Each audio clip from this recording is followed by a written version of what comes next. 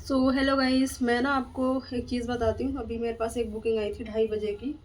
और मैं सामान 2:30 बजे की आई थी और 3:30 बजे मुझे क्लाइंट के पास पहुँचना था, यानी कि कुल मिला के 1 घंटे का टाइम था।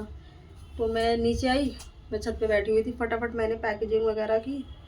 और मैं पैकेजिंग करते हुए ना मैं सोच तो रही हूँ यार, पहले मैं कंफर्मेशन कर लेती हूँ। फिर मैंने सोचा नहीं, छोड़ो, जाने दो, है तो पास का ही एड्रेस, बाद में कर लूँगी, कोई गलत एड्रेस तो डाला नहीं है।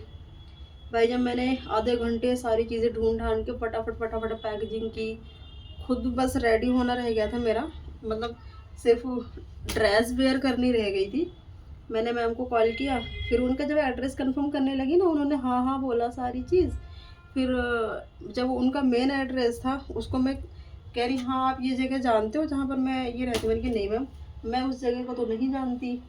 तो उन्होंने मेरे से बोला, मैंने उनसे बोला, मैंने कि मैम कोई बात नहीं, पैनल पे जो एड्रेस मुझे शो हो रहा है एक बार मैं आपको बता देती हूँ कि आपका एड्रेस मुझे क्या शो हो रहा है। तो उन्होंने बोला ठीक है। जब मैं एड्रेस कंफर्म कराने लगी मैंने, वो उन्होंने बोला, ओ मैम ये तो गलती से दिल्ली का एड्रेस, मतलब दिल्ली का डल गया है और मैं तो हैदराबाद रहती हूँ।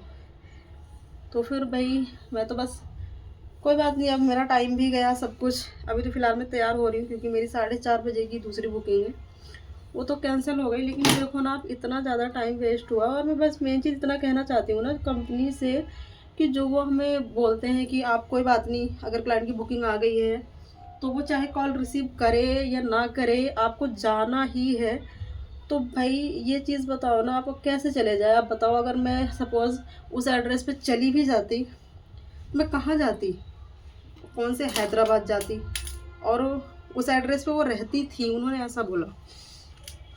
तो भाई कंपनी भी हमसे ये चीज़ बोलती है कि आप जाओ, हम आपको उसका पे करेंगे।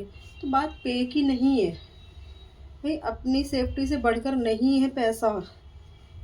सपोज़ उन्होंने बता दिया, अगर मैं चली गई होती तो मेरा टाइम भी वेस्ट जाता, प्लस मेरे पास और दूसरी बुकिंग पता नहीं कितना आने जाने मुझे टाइम लगता। फिर वो बुकिंग मैं कंपनी में कॉल करती, वो बुकिंग कैंसिल होती, फिर जाके मैं उस पता नहीं दोबारा फिर मेरे पास बुकिंग आती भी नहीं, क्योंकि इन सब चीज़ों में पूरा स्लॉट ख़त्म हो जाता है, फिर बुकिंग आने का कोई चांस भी नहीं होता। और मेन चीज़ होती है हमारी सेफ्टी की। अदरवाइज़ ये बुकिंग किसी और ने बनाई हो या किसी जेंट्स ने बनाई हो और हम चले जाए बिना कन्फर्मेशन के, तो ये चीज़ आप बताओ गलत है या सही है?